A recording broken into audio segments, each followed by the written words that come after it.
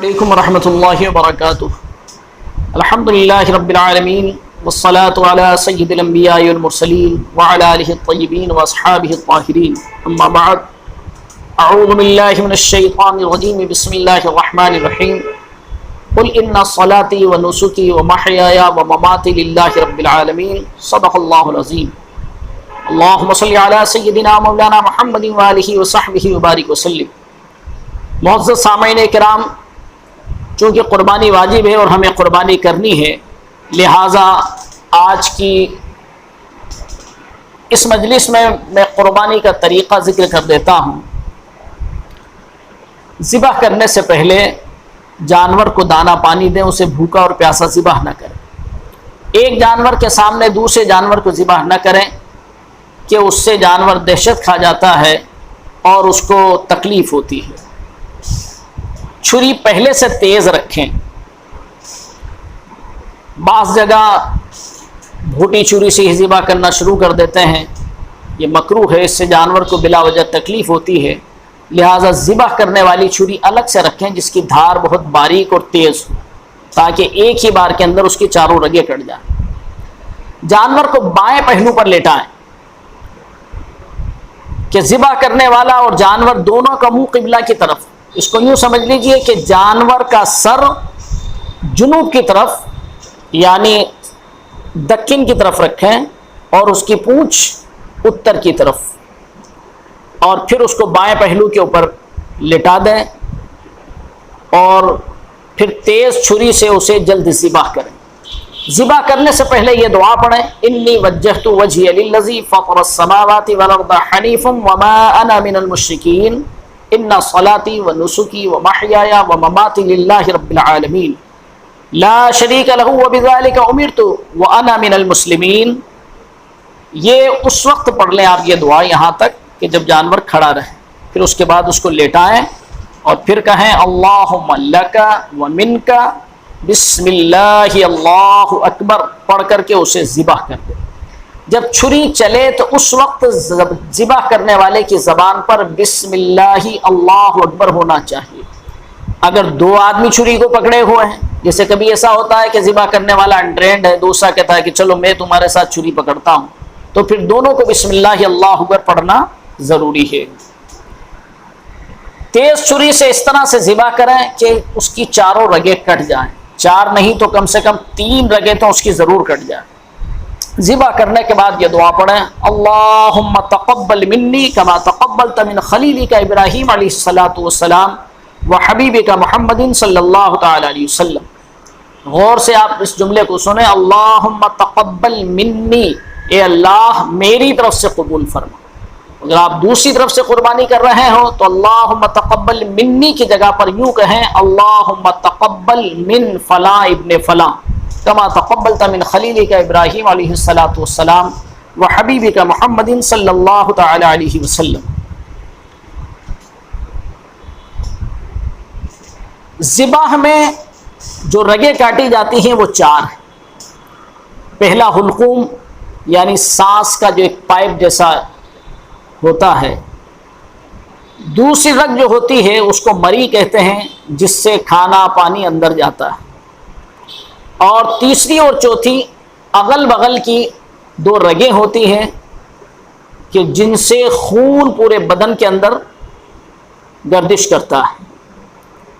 یہ چاروں رگیں ذبح میں کٹ جانا چاہیے، اس سے زیادہ چھری نہ چلائیں کہ چھری اس کی ہڈی تک پہنچ جائے، بلا وجہ یہ جانور کو تکلیف دینا ہے۔ اگر 3 کٹ گئی تب بھی ذبح درست ہے۔ پورا حلق ذبح کی جگہ ہے، اس مسئلے کو بھی اچھی طرح سے سمجھ لیں۔ پورا حلق، حلق کسے کہتے ہیں؟ یعنی سر کے بعد سے جو حصہ ہے سینے تک، یہ پورا حلق کہلاتا ہے۔ اگر اوپر نیچے ذبح ہو گیا، اتنا اوپر ذبح نہ کریں کہ بالکل سری سے رگڑ کر کے چھری چلائیں، یہ بلا وجہ جانور کو تکلیف دینے کا سبب بن جاتا ہے۔ کہیں کہیں ایسا ہوتا ہے کہ چھری ذرا سی اگر نیچے کی طرف چلی گئی اور وہ سانس لینے کی جو رگ ہے ایک پائپ کی شکل میں جو ہوتی ہے، وہ اگر زیادہ حصہ سری کے ساتھ چلا گیا تو لوگ کہتے ہیں مکروہ ہے، یہ جہالت ہے۔ پورا حلق جو ہے یہ ذبح کرنے کی جگہ ہے، بہت اوپر بھی رگڑ کر کے نہیں بلکہ تھوڑا سا نیچے سے ذبح کریں۔ جب یہ چاروں رگیں کٹ جائیں تو پھر جانور کو ٹھنڈا ہونے دیں، یعنی جب اس کی روح نکل جائے تب اس کے بعد اس کے اعضاء کو کاٹنا شروع کریں۔ چونکہ عید کا دن بڑا مصروفیت کا ہوتا ہے اور قصابوں کو بڑی جلدی ہوتی ہے، تو وہ لوگ جانور ٹھنڈا ہونے سے پہلے ہی اس کی گردن کی ہڈی کو کاٹنا شروع کر دیتے ہیں، اور بعض تو اتنے بے درد اور ظالم مزاج ہوتے ہیں کہ اس کی گردن کو ہاتھ سے مروڑ کر کے توڑ دیتے ہیں اور جانور ایک دم تڑپ کر کے ٹھنڈا ہو جاتا ہے۔ ایسا کرنا مکروہ تحریم اور گناہ ہے اور جانور کو تکلیف دینا ہے۔ جب اس کی روح نکل جائے تبھی اس کی گردن کی ہڈی کو توڑیں، تبھی اس کی گردن کی رگ کو کھولیں اور تبھی اس کے پاؤں وغیرہ کو کاٹنا اور کھال کو اتارنا شروع کریں۔ جلد بازی سے کام نہ لیں، جانور کو تکلیف نہ دیں، بلکہ اس کو ٹھنڈا ہو جانے دیں۔ ٹھنڈا ہونے کا مطلب یہ ہے کہ اس کا تڑپنا بند ہو جائے، اس کی روح نکل جائے، اس کے بعد اعضاء کو کاٹنا شروع کریں۔ یہ بھی یاد رکھیے کہ بڑے جانور کو جب ذبح کرتے ہیں تو میں نے خود اپنی آنکھوں سے یہ منظر دیکھا ہے کہ وہ جیسے ہی چھری چلائی اور اس کے فوراً بعد اس کے حلقوم کو سینے تک چیر دیتے ہیں، گردن اس کی چیر دیتے ہیں، بلکہ چھری کو اندر دل کے اندر بھونک دیتے ہیں۔ اس کو وہ اپنی بولی میں حلقوم کرنا کہتے ہیں، تاکہ جلدی سے خون بہہ جائے۔ یہ بالکل ناجائز اور گناہ ہے، اس لیے کہ جب تک جانور ٹھنڈا نہ ہو جائے اس کا کوئی عضو نہیں کاٹا جائے۔ جب آپ نے ذبح کر دیا بسم اللہ اللہ اکبر کہہ کر اس کی چاروں رگیں کٹ گئی تو اتنا انتظار کریں کہ وہ ٹھنڈا ہو جائے، اس سے پہلے اس کو چیر دینا یہ جانور کو تکلیف دینا ہے جو ناجائز اور گناہ ہے۔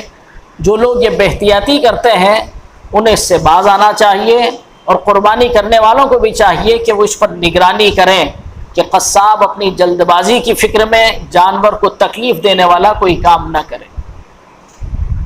اسی طرح سے مرغ کو ذبح کرنے والوں کو بھی دیکھا گیا ہے کہ وہ جیسے ہی اس کے اوپر چھری چلائی بسم اللہ اللہ اکبر کہہ کے اور اس کے پر نوچ ڈالتے ہیں، اس کے بعد اس کو ڈبے میں ڈال دیتے ہیں۔ یہ اس کے پر نوچنا روح نکلنے سے پہلے جانور کو تکلیف دینا ہے جو مکروہ اور ناجائز اور گناہ ہے، اس سے بچنا چاہیے۔ ذبح کرنے والا شخص مسلمان ہو، عاقل ہو، بالغ ہونا اس میں شرط نہیں۔ ذبح کرتے وقت اللہ کا نام ذکر کرنا یہ لازمی ہے، یعنی جب چھری چلے تو اس وقت بسم اللہ اللہ اکبر کہے۔ جو دعا قربانی کی میں نے بتائی ہے، اگر یہ دعا کسی کو یاد نہیں تو کتاب دیکھ کر کے پڑھ لے، اور جب جانور کو لیٹائے تو اس وقت بسم اللہ اللہ اکبر کہہ کر کے چھری چلا دے۔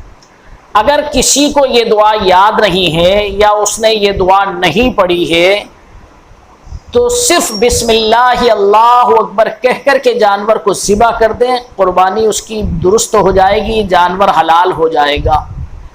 اس دعا کا پڑھنا صرف مستحب ہے، یعنی اگر آپ نے پڑھ لی تو اچھا کیا، ثواب پائیں گے، نہیں پڑھی ہے تو کوئی گناہ نہیں ہے۔ اسی طرح سے قربانی کے بعد والی دعا بھی اگر یاد نہیں ہے آپ کو عربی میں تو آپ ہاتھ اٹھا کر خدا کی بارگاہ میں یہ دعا کریں، یا اللہ اس قربانی کو تو میری طرف سے یا فلاں بن فلاں کی طرف سے قبول فرما، جیسا کہ تو نے حضرت ابراہیم خلیل اللہ کی قربانی قبول فرمائی اور اپنے حبیب صلی اللہ تعالیٰ علیہ وسلم کی قربانی قبول فرمائی۔ اس طرح اردو میں بھی آپ نے یہ دعا کر لی تب بھی درست ہے، لیکن چھری چلتے وقت زبان پر بسم اللہ اللہ اکبر ہونا چاہیے۔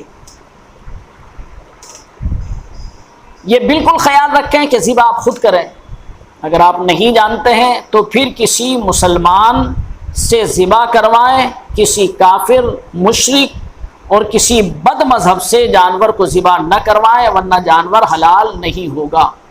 اگر آپ خود نہیں جانتے ہیں تو دوسرے سے کروائیں، لیکن ذبح کرنے والا مسلمان ہو۔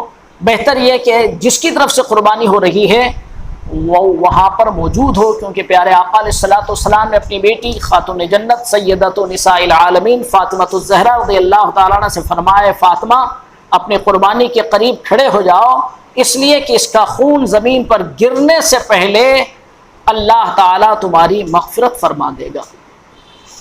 یہاں ایک بات اور یاد رکھیے کہ قربانی کرنے کے لیے عالم ہونا، حافظ ہونا، قاری ہونا، مولوی ہونا، امام ہونا، قاضی ہونا یہ سب شرط نہیں ہے، بلکہ مسلمان ہونا اور عاقل ہونا شرط ہے۔